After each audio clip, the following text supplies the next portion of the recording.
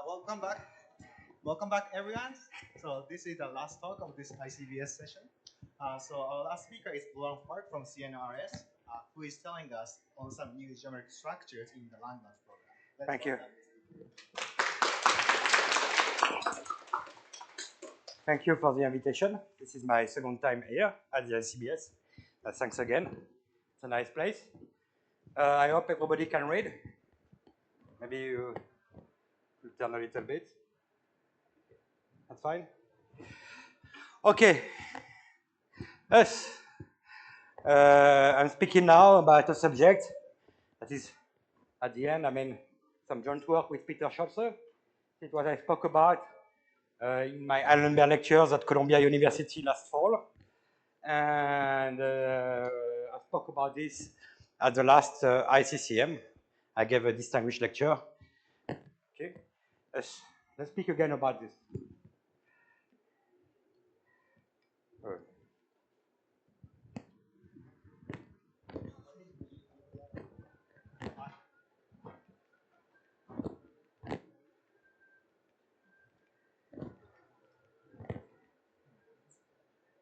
Okay, thank you.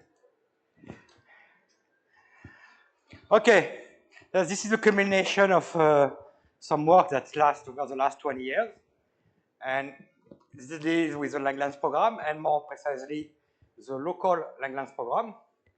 And another domain, we made the bridge between those two domains, the Langlands program, and what we call PID coach theory, as developed typically by Fontaine in the 80s, 90s. The starting point of the story really is this Aristotle work in the beginning of the 2000s, where they proved the local Langlands correspondence for GLN of a periodic field. For example, PLN GLN of QP, but they do it for any finite degree extension of QP. And at the same time, I wrote my PhD work where I tried to generalize a little bit what they did by replacing what they use, the geometric objects they use that are called Lubin-Tate spaces. And I replaced them by those so-called Rapoport-Zing spaces. The second step in this work was this work I did with Fontaine on the so-called Fargues-Fontaine curve, I call it like that, in PID coach theory. And the main point, I will explain just after that, is that we were able to give a meaning to the notion of an holomorphic function of the variable p. Here p is a prime number. This is to say, usually an holomorphic function, the variable is small z, as you learn in high school. But here, we were able, to make the variable p, the prime number p, to see it as a variable in some sense. I will explain this later. Okay, and the last step before the end is in 2014 at the MSRI special program, I formulated a geometric Langlands conjecture based on the curve that was making the bridge between the two preceding point of view, Rapoport-Zing spaces and the curve. And at the end, there is this recent joint work with Peter Scholze, where we use the moduli of vector bundles of the curve. We defined it and studied it to construct the so-called semi-simple local Langlands correspondence. Let me explain to you all of this. Okay, this involves some fancy objects linked to quantum field theories, but instead of looking at the fusion of two particles, we fused two copies of the prime number p. I will explain this later in my talk, just to motivate our fancy, fun stuff. If you don't understand anything, there are fancy, beautiful pictures. As a compensation. And there are other things, that we may consider. In some sense, at the end of this work, with Scholze and some discussion with Scholze, is that the fact that we should not consider the Frobenius as a discrete automorphism, but rather as a part of some Frobenius flow that was conjectured by Denninger a long time ago. And some spaces that will show up in my talk, the space Y and the curve X, corresponds to the dynamic of this flow when you restrict it to Poincaré section of the flow. I may speak if you people want to know. I can explain this. Okay, let's start with the work with Fontaine, the curve. Just let me recall you this construction. If you have a perfect characteristic P algebra, a ring that is split by P, such that any element in this ring A has a unique P root, okay? So the Frobenius is bijective. You may consider the V vectors of A, and this is a unique P torsion-free, periodically complete lift of A in characteristic 0.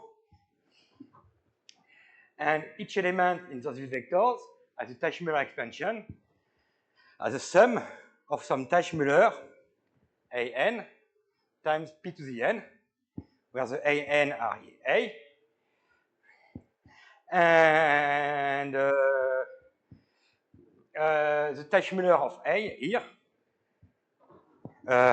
this can be defined via a renormalization process, if you want to know. You take an element in your ring A. Your ring A is perfect, as you can extract P to the n roots for all integers n. You take a lift, tilde, any lift, in characteristic 0, and you rescale by putting it to the P to the n power. And you take the limit when n goes to plus infinity. This limit exists, and it doesn't depend on the choice of the lift. And this defines what we call the Teichmüller lift of an element, where you can lift an element from characteristic P to characteristic 0. Okay, as you see, we really want to consider those infinite sums as power series of the variable P. That's the idea. Okay, okay. Let's go further. Up to now, the ring A was just a ring. Let me recall you the following. I mean, contrary to the ring of usual power series of a variable, I mean, A of a variable T, here, in the V vectors of A, the sum of two Teichmüllers, of two constants, Teichmüller of A plus Teichmüller of B, is not Teichmüller of A plus B. Okay? There's a twist. That is to say, for classical power series, you can compute easily the sum and multiplications, but here it's more complicated.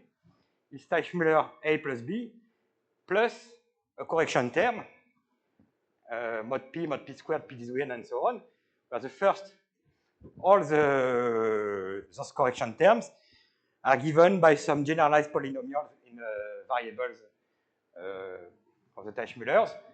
I mean, generalized polynomials, that is to say, you allow yourself to extract P roots, P to the n roots of your variables for any n. Okay? That's typically, for the first correction term, this mod P squared, this polynomial P that gives the addition of two Teichmüllers is this usual polynomial, x to the 1 p plus to the p minus x minus y, and you divide by p. This has integral coefficients, and you reduce this mod p, and there is an algorithm, I mean, that allows you to compute this. Okay, thus there is addition and multiplication in those bit vectors, but the formulas are not explicit in general. This is why it's more complicated than the power series of one variables. Okay. Now we go further. This, up to now, the ring A was just a raw ring. I mean, it had no topology. It was discrete. And now I put a topology on A. I consider A a perfect Banach ring. And I look at A plus. This is what we call a perfectoid algebra. And of course,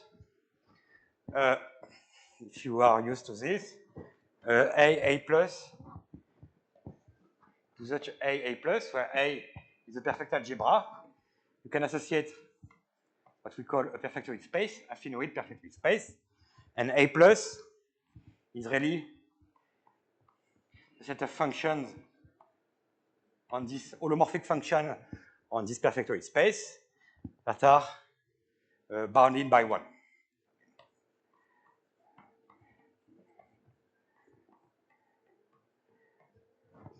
This is a perfect subring of your ring of your holomorphic function on your perfectory space. And now I apply the preceding construction. I take the these vectors of A plus, and I equip it with a topology that I don't want to enter into the details. Just for people who know, the W of A plus is equipped with a P dash Müller of pi adic topology. Okay.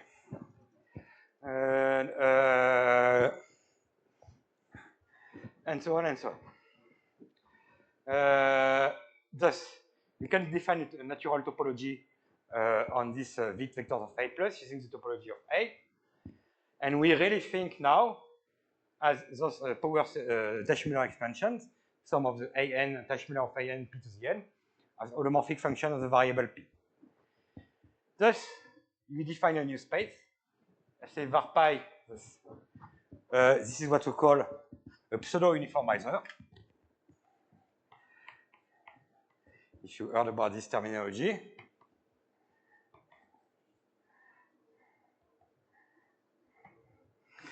And we look,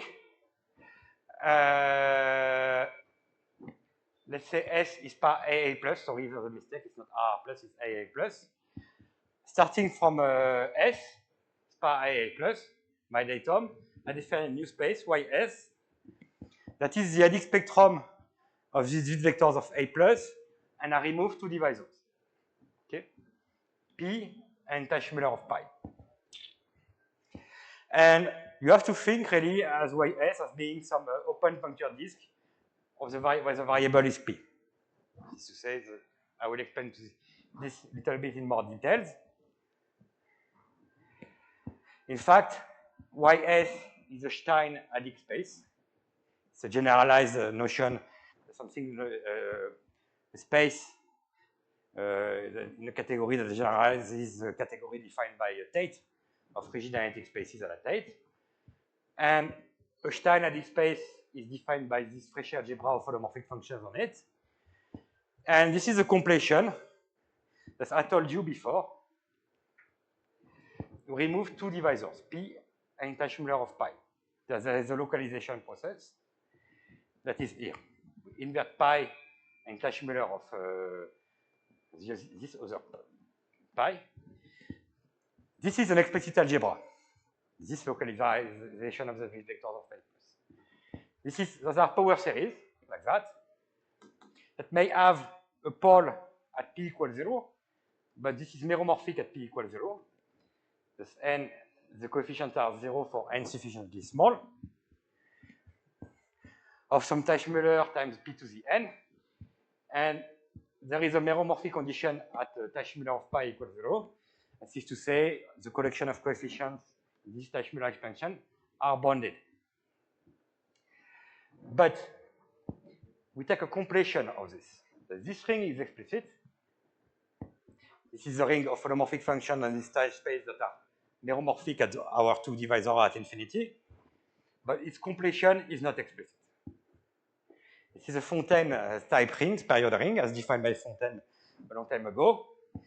And the reason why PID Koch theory is quite difficult for non-experts is that this completion, this ring of holomorphic function is not explicit. I cannot write a formula for an holomorphic function on Y as a sum, an infinite sum, a Laurent power series expansion. Okay? I can only write formulas for holomorphic functions that are meromorphic as a two divisor at infinity, only. But for functions that have essential singularities, there is no explicit formula. Okay, as you know, the Vit vectors of ring R is equipped with a Frobenius. I denote it small phi here. Usually call it F. I mean the Frobenius of the sum power series expansion like that, Kashmir expansion. What you do to compute it, you raise the Teichmüller to the p power.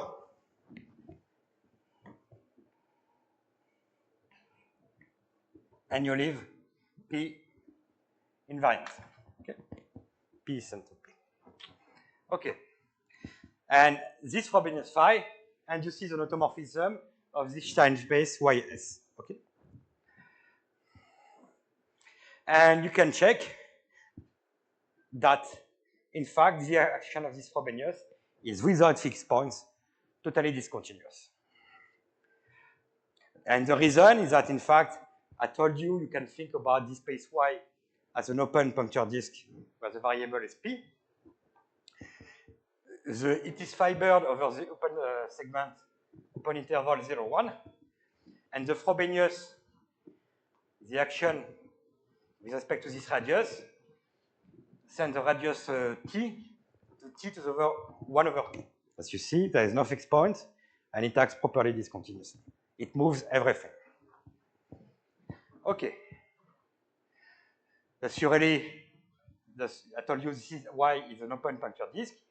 The origin of this open puncture disk is P equals 0, the prime number P equals 0. And the Frobenius phi expands. It says everything to the boundary of this open puncture disk. You can give a meaning to this. And this is linked to AF cohomology, prismatic cohomology. For people who have seen this, there's the notion of étal divisor, de Rham divisor, crystalline divisor. I won't enter into the details for the young guys who are into prismatic cohomology. Atomic stuff, blah, blah, blah. Okay. So now, I told you, my starting datum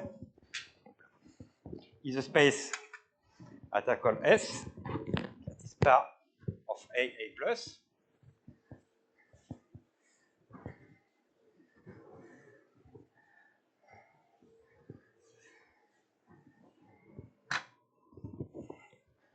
S. I started with par A plus, affinoid perfectoid. Affinoid perfectoid. Okay, and to this I associated Ys. Okay, that is in some sense, and we cannot give a meaning to this. Y times S. This makes no sense. Y does not exist. It exists only after pullback to many years. Okay. So this is a family of spaces parameterized by S in some sense. Now, suppose that your space, the base of your open puncture disk, is a point. Okay. S is a point. So since Ys is not an open puncture disk, it's a family, the trivial family parameterized by S. Okay. Suppose S is a point, which in algebraic terms means that S is the ideal spectrum of a perfectoid field. Okay.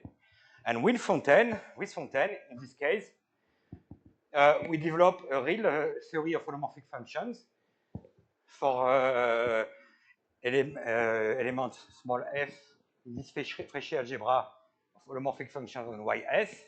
Let me give you an example of a theorem we prove. That is a difficult theorem. I mean, it's not an easy one. You can prove a factorization à la Weierstrass type theorem. Suppose that the base field, the U point, is a geometric point. S is a spectrum of an algebraic closed perfectoid field. I told you f, you can see it as an holomorphic function of the variable p. This is in the Witt vectors of the ring of integers of f, okay, which are holomorphic functions bounded by 1 on this space Ys. And suppose it satisfies the usual distinguished properties that you learn in classical Weierstrass factorization theory that you learn in high school. That is to say, this is distinguished of degree small d. So the first d coefficients are topologically nilpotent, absolute value strictly less than 1. The first coefficient is non-zero, and the D coefficient, AD, the D coefficient, is an integral unit, absolute value equal 1. Then you have a Weierstrass factorization. F is a unit times some product of D polynomials. This P is a variable, in some sense, I told you.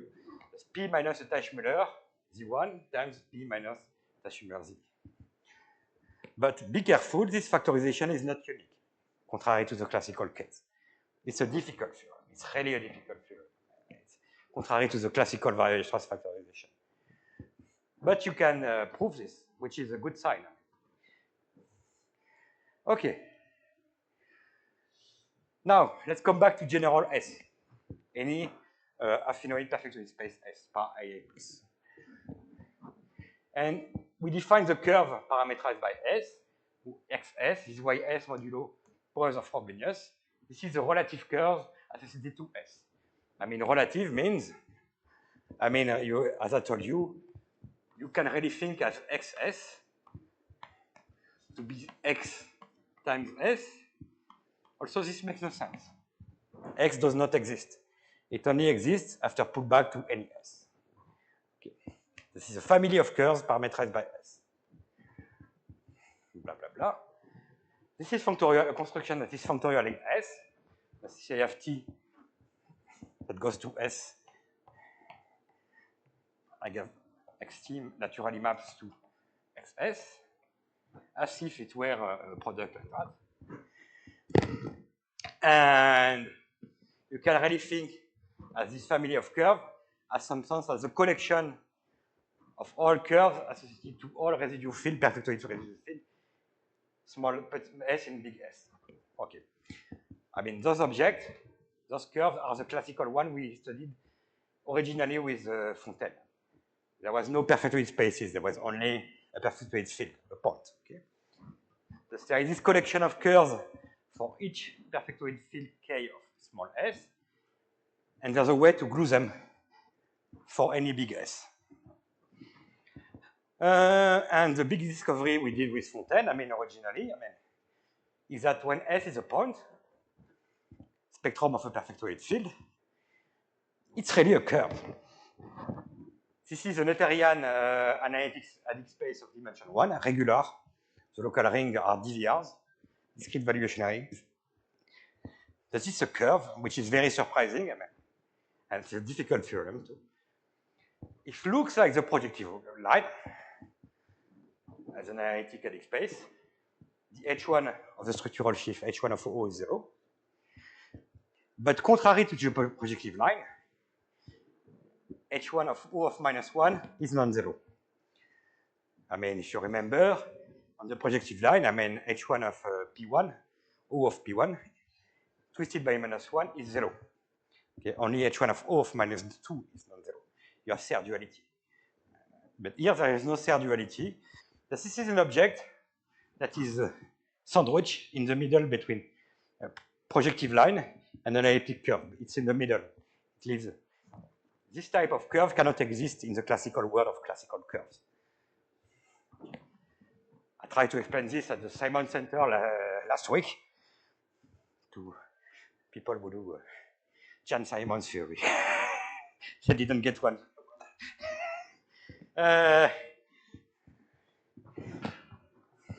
Okay. Okay. Let's come to the Langlands stuff.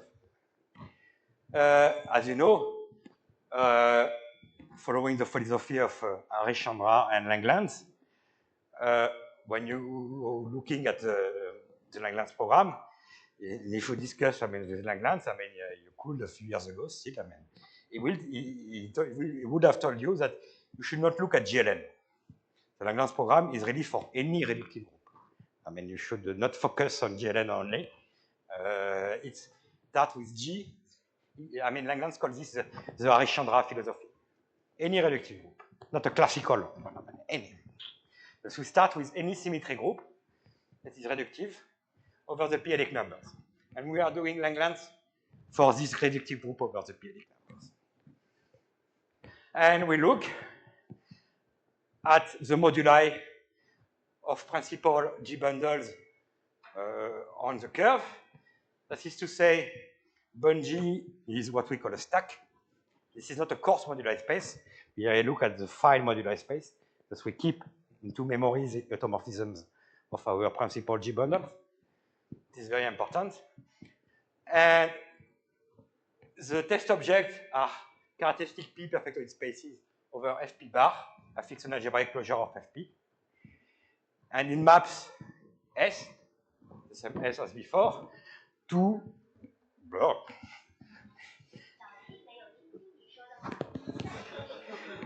Sorry, my Chinese is not good enough. I did say something wrong. Okay.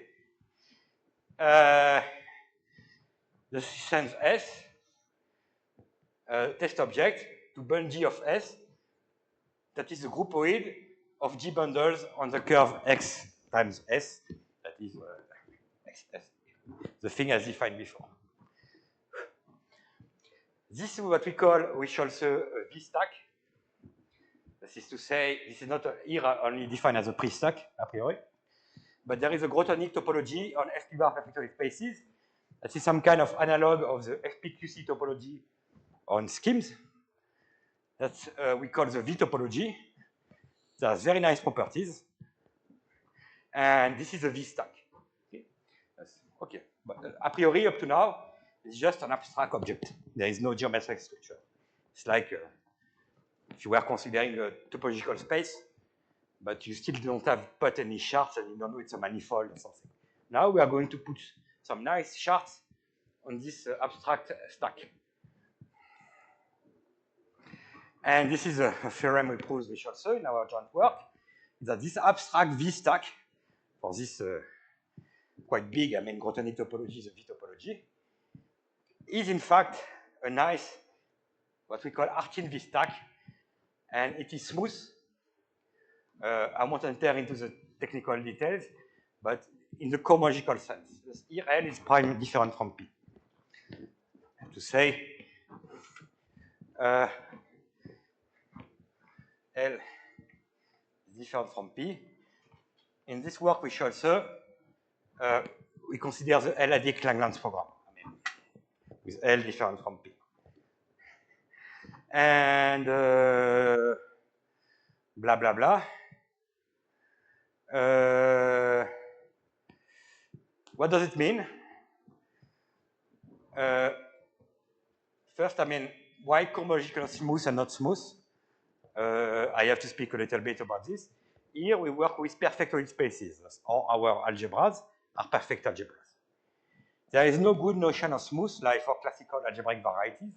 You have the Jacobian criterion for smoothness. Because if our rings are perfect, there is no Keller differentials, 0. There is no infinitesimal epsilon squared equals 0. It's perfect. It's reduced. There is no good notion of smooth, a priori. And the notion we use is a cohomological one, which is sufficient for the applications. Something is cohomologically smooth if it satisfies relative Poincaré duality with respect to L-adic étal coefficients. In the sense of Verdier, some nice Verdier duality is satisfied. And the diagonalizing complex is invertible. And so on. Okay. Thus, we prove with Scholze that there are some nice shards on this abstract stack bungee that are what we call locally spatial diamonds, which is a notion of algebraic spaces in this context for perfectoid spaces. Locally spatial diamonds are nice algebraic spaces for the pro-étal topology on perfectoid spaces. There's a whole theory about this. See my Eilenberg lectures notes. And I give some examples and so on. Take some time to get used to. And okay, first read basic result we prove with Scholze. It's a nice chart. It has nice charts. I should recall the following theorem that is the starting point of everything. That is a theorem I proved with Fontaine some time ago, and I generalize more generally for any reductive group G. That's when the base is a geometric point, S is the Helix spectrum of an algebraically closed perfected field.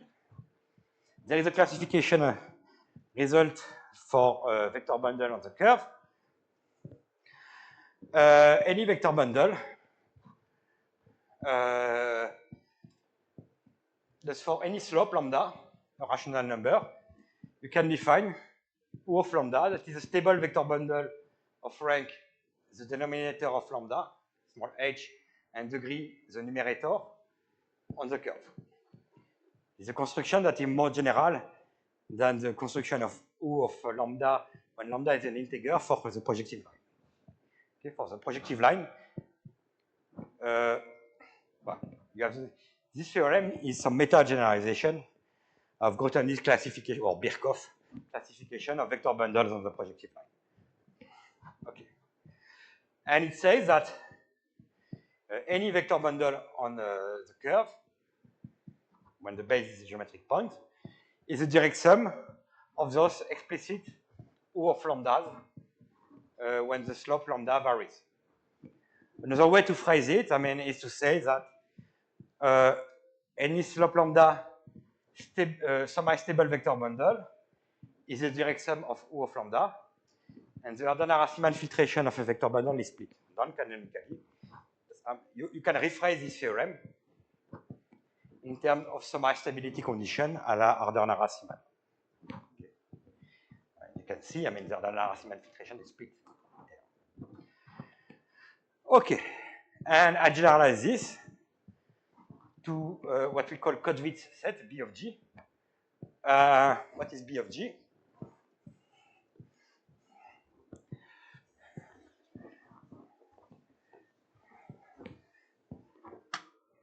This B of G is what we call the G isocrystals. Here,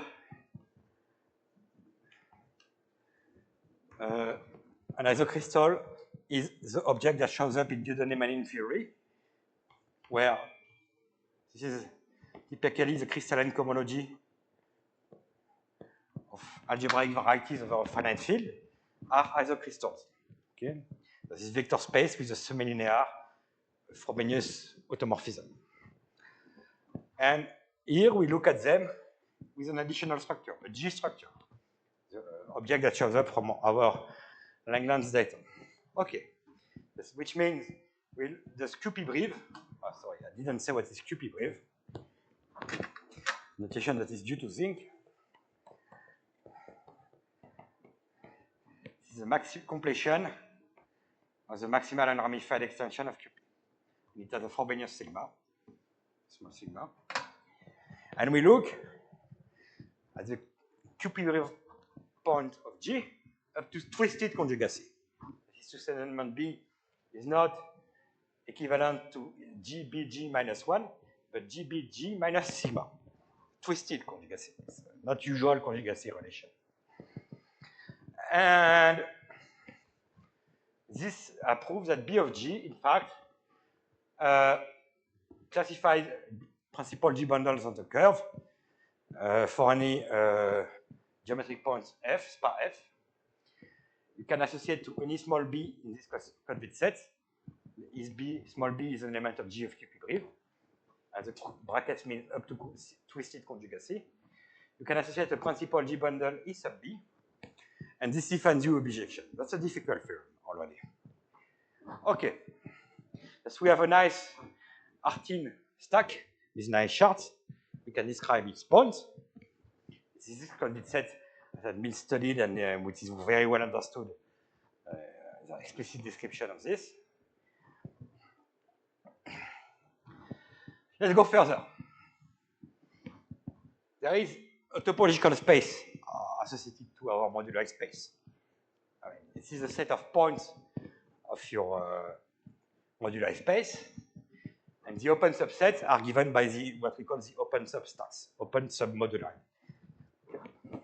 Submoduli that are defined by an open relation. And we can compute this is false what I brought here, but okay. Forget it's not an isomorphism. There's a notion, you can define the notion of a first chain class of a principal G bundle on the curve. And you can prove this is a locally constant function with values in the fundamental group of G in the sense of Borovoy. I don't know what you know, but since we are into Langlands stuff, there's a lot of relative group notations everywhere. That's quite bothering sometimes. There's a pi1 of G. If you never heard about this, this is the set of co-characters of a maximal torus T modulo the lattice generated by the codes.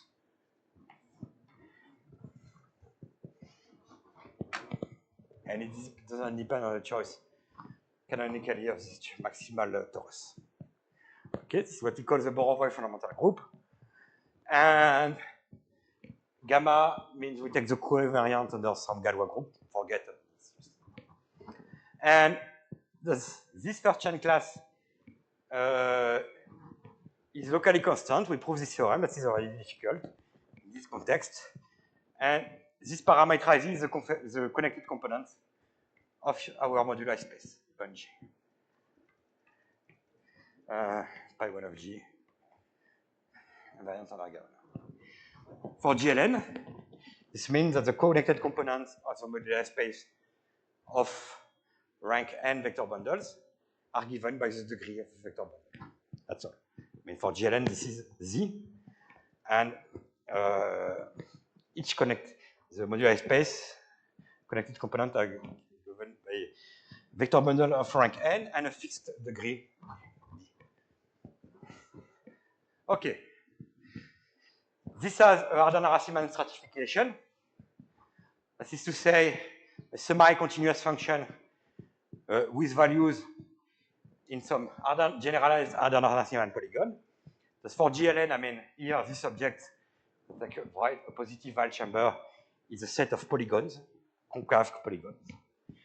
But for any reductive group, you can write those polygons as elements in a positive Weyl chamber associated to your electric group. I don't enter into the details. The only thing you have to remember is that the semi-stable locus is open. And we prove that, in fact, the topology of the order on this set of polygons, generalized polygons, defines the topology of Bungie. That is to say, we prove a theorem that says that a point x, if you have 2 points x and y in your modular space, x is a specialization of y, a generalization of y, if and only if, of course, they are in the same connected component, same first chain class, and the Hardan-Racine polygon of x is over or under, I forgot. It depends on the term, how you update them. The polygon of y. Okay. Thus, this topological space is just a set B of G of code bits with a topology induced by this order. You can describe it explicitly. Thus, let me give you an example for rank 2 vector bundles, bun2 for GL2, and take the connected component of degree 0 vector bundles. There is one unique semi-stable point that is a trivial vector bundle of rank 2, O squared. It specializes to O of 1 plus O of minus 1. It specializes to O of 2 plus O of minus 2, and so on and so on. So this is a topological space, is a chain of specializations. For the other connected component of rank 2 vector bundles and degree 1, you have a chain of specializations too, as a topological space. But the semi-stable point is an open point, that is O of 1 half, and that specializes to O of 1 plus O, that specializes to O of 2 plus O of minus 1, and so on and so on. Okay, so this is quite concrete. I mean, and for GLN, you can write all the set of specializations, I mean, in terms of polygons. Okay. Let's go further. Okay, now we have our nice RTNV stack. We understand well it's a topology of families. When connected components, specialization relations, and so on. Let's go further. Now we are to do our Langlands business. I'm going to look at étal LAD coefficients on this moduli space. Thus, I fix some coefficients, lambda. Any ZL algebra where L is different from P. Right now, I mean next week, I will give a talk at a conference at the Morningside Center, and I will take L equals P, but this is another story. We define with Scholze a category of what you call List sheaves. It's not list doesn't mean locally constant. It's a little bit disturbing, sorry. D-list bungee with coefficient in lambda. That is a stable infinite category. It's not, we can look at the associated triangulated category, but we really need at some point in the proof some upgrade as an infinite category.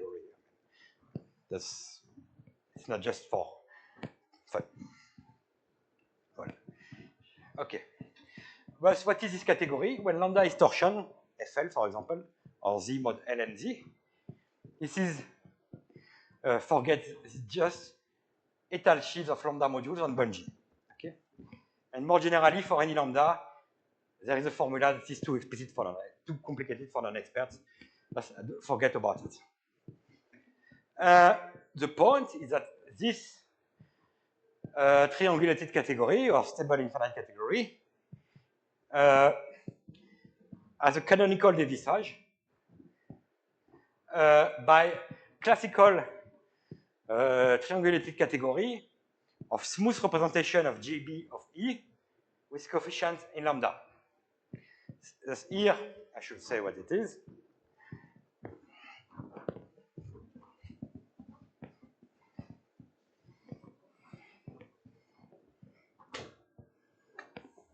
Thus if you have some B in G of QP brief, the cycle use at QP brief,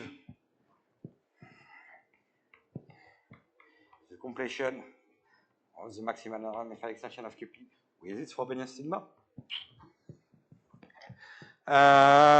Small b in QP brief, you can define, look at JB, this is what we call the twisted centralizer.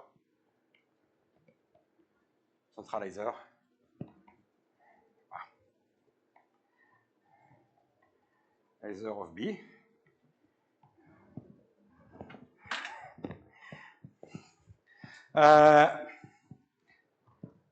This is an algebraic group that you can describe, I mean, in terms of this Kotvitz set. There is a nice description. Look at Kotvitz articles from the 80s. This is in general an inner form of a Levy subgroup of the quasi-split inner form of G. I won't enter into the details. It's explicit. And thus here, you look at smooth representation of GB of E. Thus GB of E is a PLE group, like GLN of QP, or D star, where D is a division algebra over the PLE numbers. Thus this is object. The smooth representation of GB of E are typically local components of automorphic representation of a global reductive group defined over a number of fields. This is where the Langlands program shows up. When B goes through all the elements in this Kotvitz set B of G. And this dévissage is given by the order-Riemann stratification of bungee. What we call a semi-orthogonal decomposition. As you see, you have a geometric object, étal sheaves on bungee, and you can relate it to classical objects from classical Langlands. There's a bridge between geometric and classical representation theory. Okay. Now I'm going further. It's going to be complicated for non-experts. Take X to be a classical curve.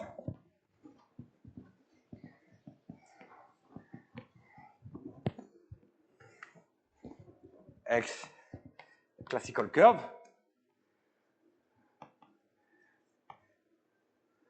Div1 of x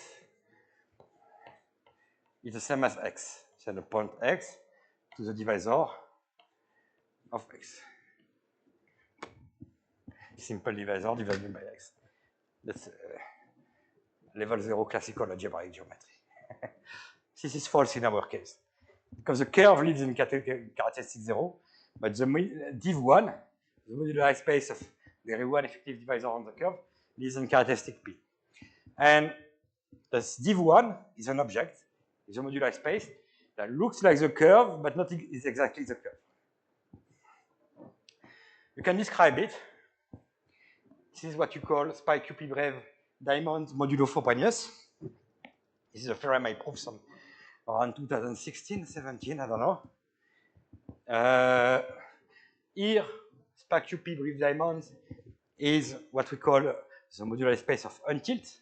You have this notion of tilting of perfect Fourier space, where you push something in characteristic 0 to characteristic P. Tilting of a characteristic 0 perfect Fourier space is a characteristic P perfect Fourier space. This is a construction that goes back to Fontaine, the 80s. And an untilt is the inverse operation, but it's not unique. There is a moduli space of untilts. And this moduli space is what we call this diamond, spike QP diamond. If S sharp is an untilt of S over QP, then you can see S sharp as a degree 1 Cartier divisor on the curve XS. There's a way to do this. And really, I mean, the formal completion of the curve along this degree 1 Cartier divisor is the formal spectrum of this Fontaine ring B plus de Ram. It defined is 79. I mean, there's a whole dictionary between these B de Ram and B plus de Ram rings. You can see them as ring of formal functions along on the completion of along this Cartier divisor. And using this, you can define Ecke modular space, Ecke correspondence for any finite set I.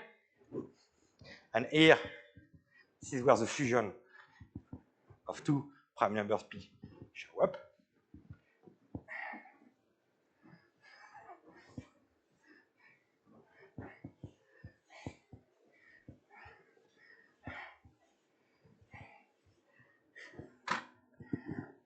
I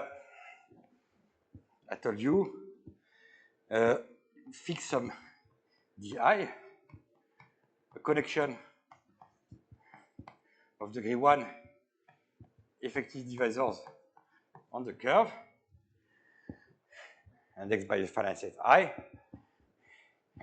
and you look at two D bundles in one and E2 on the curve,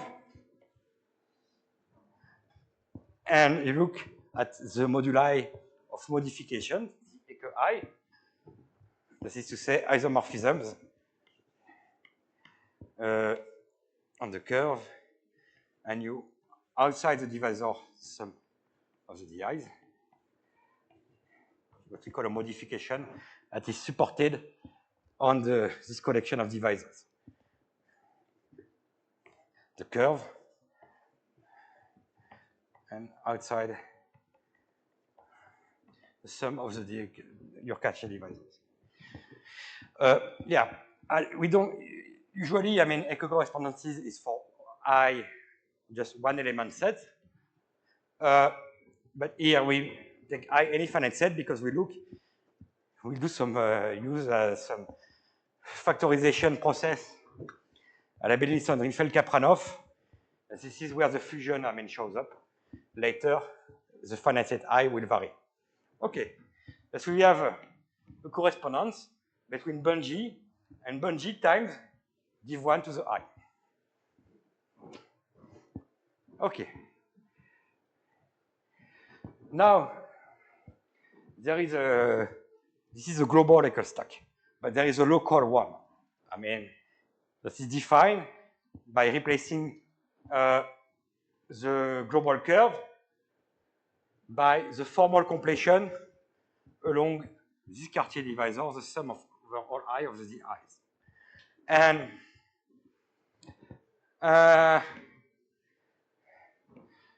it leaves over div1 to the I.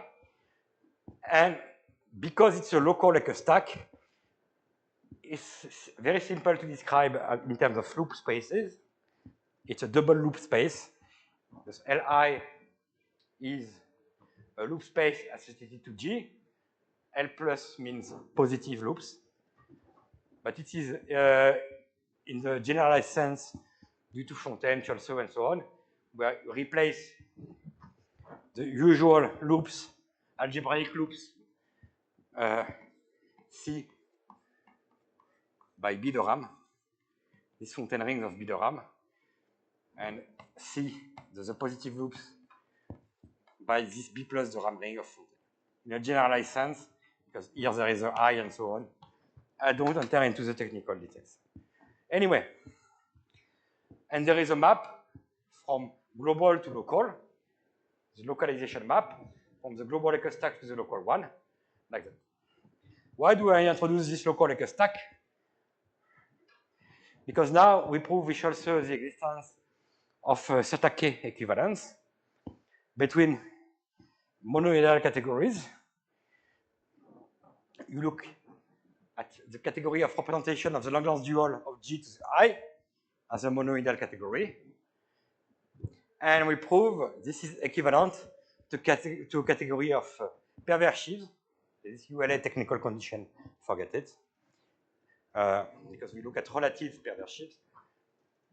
I mean, this, à la Bellinson-Reinfeldt, I'm not understanding this detail. Together with the monoidal structure given by a convolution product. Okay? So this is a theta co-equivalence. Anyway, we can see any algebraic representation of the Langlands dual of G to the I as a perverse sheaf on the local echo stack. That's all you have to remember. That's great, because now you can pull back. I recall you. There's a map from global to local. Like I. It goes to Bungie. This is a correspondence. Bungie times div1 to the I. There's a localization map. Local echo stack. Div1 to the I. Okay. And now, if you have a perverse sheaf here, you can put it back here. S is your perverse sheaf, S curve. Theta k sheaf. And then put it back via this localization map, and you obtain not only a correspondence between Bungie and Bungie times div1, but a cohomological correspondence. You have a kernel now. Here, Echo I was a support of the correspondence, but now you can implement a kernel given by this theta k sheaf. And now, when you have a correspondence between cohomological correspondence between two objects, this acts on the cohomology, by usual kernel function. So you pull back, twist by the kernel, and push forward. At the end, you obtain a functor from representation of the Langlands dual of G to the I as a monoidal category toward, and you make it act on the cohomology using this cohomological correspondence. A functor from sheaves on Bungie to sheaves on Bungie times d1 to the I. This is the action of those cohomological correspondences. Okay, here the technical thing is that it's what we call Reinfeldt lemma. You can replace d1 to the I by some Galois equivariant object. Forget. The W of E is the Weil group of E. It's not the Galois group.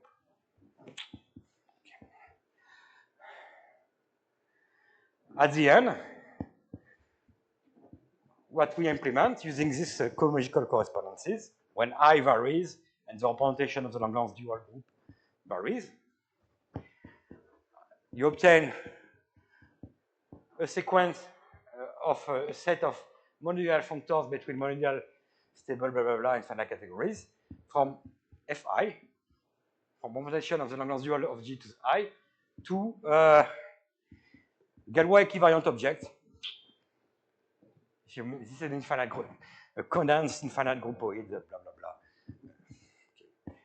Between this category of étale sheaves, non-elladic sheaves on Bungie, and itself. It satisfies a few evident properties. When I varies, this is what we call the fusion property, typically. When you apply your functor to the external transform product of two algebraic representation of your Langlands dual, and you restrict it to a diagonal, this is a fusion property. You replace the external transform product by the fusion of the two representations, that is the transfer product, usual transfer product. This is one of the particular cases of this factorization shift property that you may have heard in the work of Kapranov and Benison-Rinfeld and so on. Okay. Blah, blah, blah. Now, the fact there's another theorem is that the natural moduli space of condensed Langlands parameters from the Val group of E, your PLA group, to the Langlands dual of G over spec lambda. This is log 6 G hat. This is a moduli space. Langlands parameters are the one cocycles from the Val group of E to the Langlands dual up to conjugacy. And it's an elementary result to prove that this is a natural algebraic stack in the classical sense, a la Artin, locally complete intersection of relative dimension 0. Okay, this is an easy part in the work. You can look at the work of Dat, Helm, and so on. They did this too. It's not a complicated object. You can describe it. Moduli space of Langlands parameters. And the fact is that now you can take all those collection of functors given by the action of those cohomological correspondences and so on, when I varies, and in fact, we prove with Scholze that this defines a monoideal action of perfect complexes on this moduli of Langlands parameters on this category of étale sheaves of Bungie. I don't tell you in details how this works. This is too technical. And so on. Blah, blah, blah. How do you make the link with the classical local Langlands correspondence? I come back to the real world. When you see, we start with some elementary objects. Pi, a smooth Q-bar representation of G of P. And now I'm going to go through my super fancy world of Bungie and so on, Delis, and this monoideal action, and then fall back on your feet. You are allowed to do some very fancy stuff at the condition that you fall back on your feet. And this is the case here. Start with pi, a smooth, which means discrete, irreducible QL-bar representation of G of E, typically the local component of an automorphic representation. Classical object, as studied by Bernstein, Zelewski, Eliard, Vigneras, blah, blah, blah, plenty of people. Very classical object. And I told you there is this semi-orthogonal decomposition. There's a bridge between étale elladic sheaves on Bungie and classical smooth representations. I use this bridge. I can upgrade my smooth representation to a local system on the semi-stable locus of Bungie. I don't enter into the detail. It's just an extension by 0 of some local system on the semi-stable locus. Okay, so now I use the geometric language. And now I have this spectral action, this monoidal action, and I look at this monoidal action on this List sheaf on Bungie constructed from pi. And I tell you, I don't enter into the details, This defines the semi-simple Langlands parameter of the local Langlands correspondence in the direction from automorphic to Galois. Pi goes to phi pi semi-simple.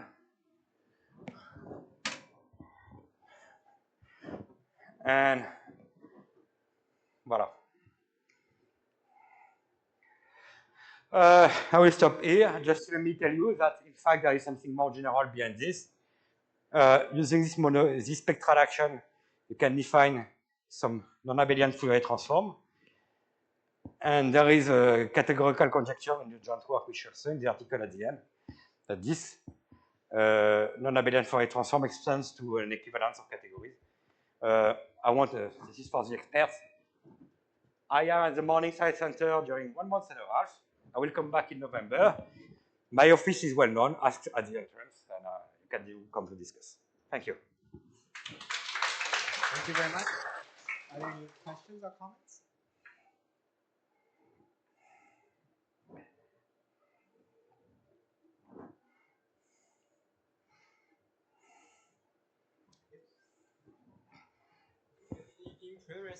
In previous page, you did some application to classical local Langlands. Yeah, I wonder where do you need that pi is irreducible? Oh yes, sorry. Yes, of course. I didn't write it on the beamer. Yes, pi smooth irreducible. Thank you. Of course. But it seems that the geometrical framework it also works with any smooth representation because it will always give.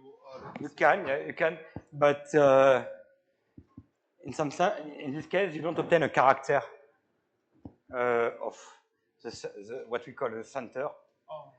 Okay. You need that the endomorphism is QL bar of pi is QL bar.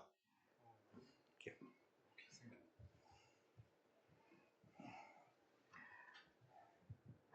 Thank you. Here you have this GB, right? Yes. And does the GB covers all the inner forms? Sorry? Does the GB, when you vary B, you can get all the inner forms of G? Or not always. Not always. We can always obtain all the inner forms only when the center of G is connected. That's typically for GLN. Okay. You obtain all inner forms. For SLN, the only inner form you obtain is SLN itself. Because you don't have the D star one, typically. Element in your division algebra with reduced norm 1. But I've wrote an article recently where I extend all of this because this was too simple, using the Caleta job and also Caleta work to any inner form. Thus you are safe. Because this is too simple. Okay, thank you. Any other questions? If not, let's thank the speaker again.